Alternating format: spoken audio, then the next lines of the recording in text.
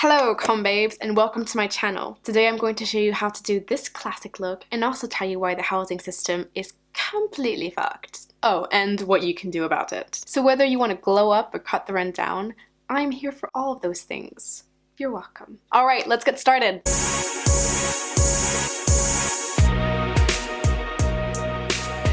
Alright, first things first, my name is Clementine, I'm a master's student in London and I also organize with an amazing group called Rent Strike. I'll tell you a little bit more about them later, but if you want to find out now, you can click in the link in the description below to our website, rentstrike.org. Alright, let's cover our bases, literally and figuratively. The first thing that I did was prep my face with a face wash, a light moisturizer, some tea tree oil, sunscreen, and a primer, because I am that bitch. So now all I have to do is just to apply my base with my foundation and a sponge.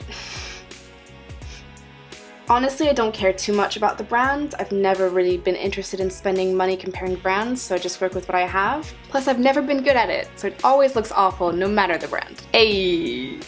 Now, when it comes to our other base, here's what you need to know. You might have noticed that rents have been going up through the roof, nowhere as much as in London, and nowhere as much as in student accommodation. When I mean student accommodation, I mean purpose-built halls, also privatized housing, to be honest, but yeah, mostly purpose-built halls. And there's a specific reason for it, something that's been happening for about 30 years. Marketization of education. So the marketization of higher education is a plan that originated in the 1990s with New Labour, but that's been continued to become something huge and awful and just revolutionary in the way that we understand education. So for instance, recently there's been the Higher Education White Paper, a monster policy that's slowly going through Parliament in bits and pieces just so that people don't notice that it's actually happening. So you may be asking yourself, why is she talking about this? Well, the point of the marketization of universities is to have them function less like charities and more like businesses, and that's why it's revolutionary. Under the business lens, students are consumers and funding becomes viewed as a form of unnecessary subsidization. To make universities more competitive, remove the subsidies. Make students bear the cost of the product that they're acquiring, i.e. education. So under this model, universities are supposed to be more efficient in their research, more competitive, and obviously that's supposed to lead to better education, but also less resource waste. But honestly, with the shite that we're seeing in education today, that is some bullshit. Just gonna set my face with that translucent powder.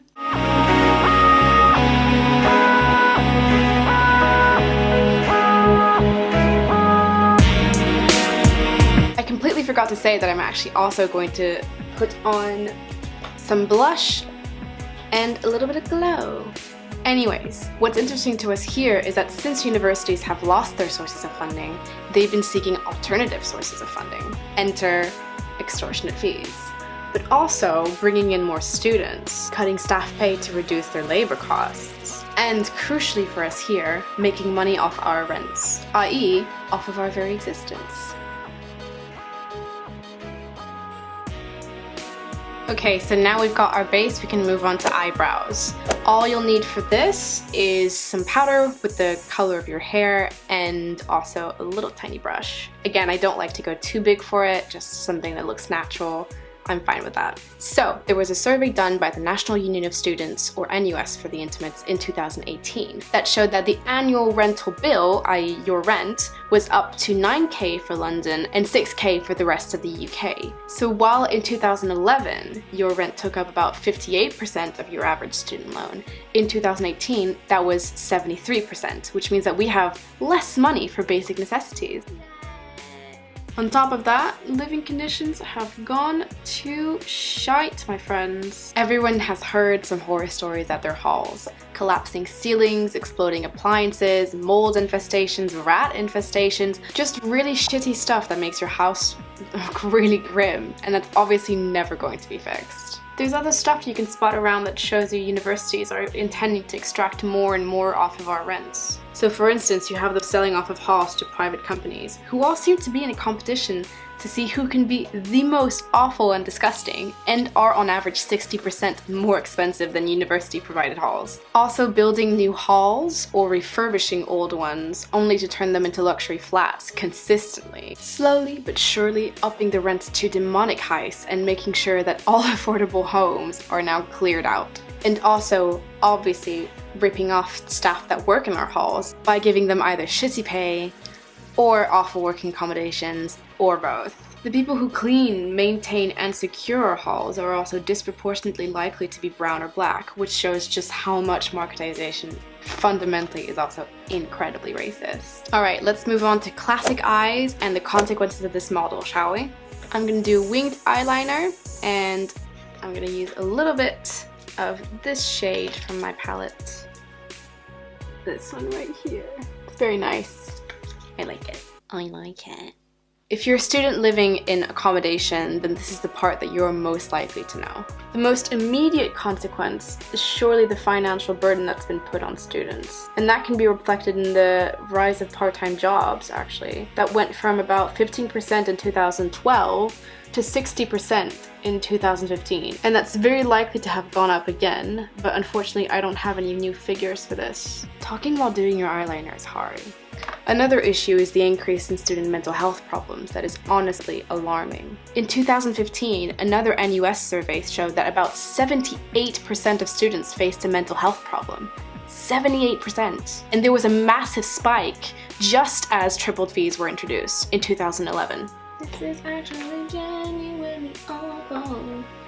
Alright, I fucked it up. I don't think I should do my eyeliner while talking, so just give me 1 minute. And I mean, it's pretty obvious that debt, financial burdens, and awful living conditions are going to conspire to make you feel awful about yourself and really shitty mentally. And obviously that's not the only factor in the student mental health crisis, but it is a major one.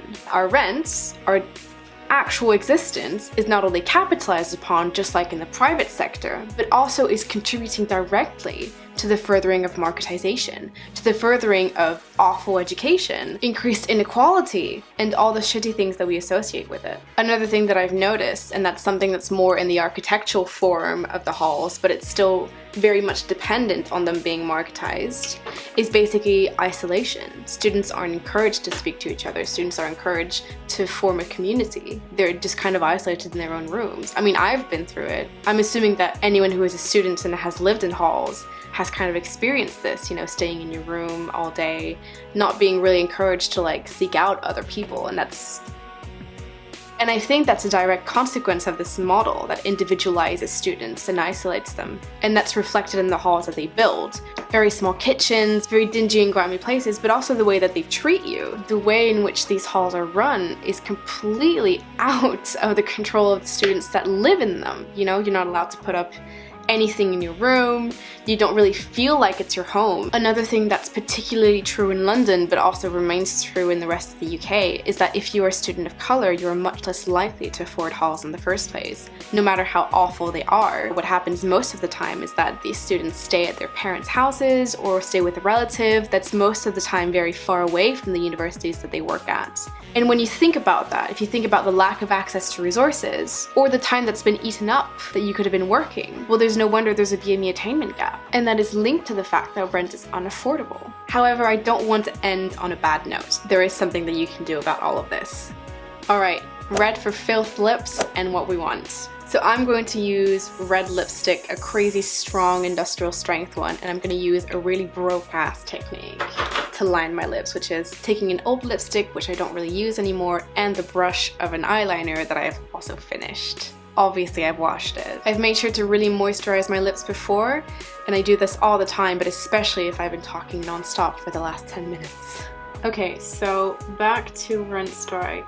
We are basically a network of activist groups from across the UK that fight for better living conditions and also lower rents.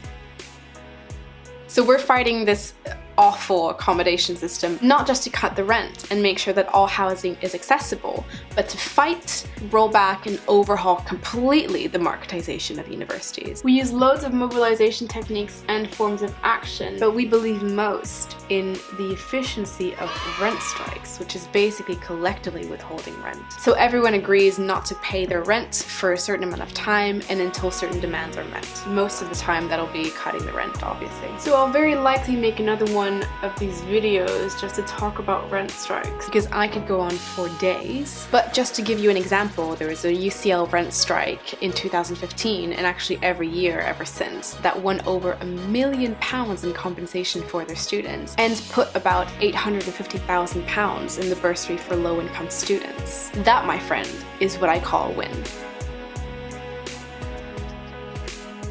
Now, I also want to mention something about what we want beyond what we're fighting against. So although our short-term goal may be about cutting the rent, our final goal, let's say our utopia, is actually a world in which both the university and housing system are completely overhauled.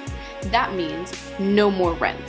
Fuck rent. Instead of our homes being owned by landlords, may they be private ones or universities, we could have cooperatives, i.e. homes that are collectively owned. You can all decide, whoever lives in that house and whoever owns it, you can all decide what happens to it together, collectively, without anyone asking you for anything. Of course, student cooperatives already exist. They're popping up all over the country. It takes time, effort, and energy, but the payoff is collective care rather than exploitation. People over profits, which is... and I'm always a slut for collective solidarity and care. So, how do we get there? Well, start by joining your local Cut the Rent group. If there isn't any, make one. Anyways, here is the look, and here was the rent strike tea. Thank you so much for watching this. I hope you liked this video, and I'll be making some more soon. Let me know if you'd like me to talk in more detail about something specific. I'm always really happy to do that. Also, don't forget to subscribe to this channel, and I will see you all very soon.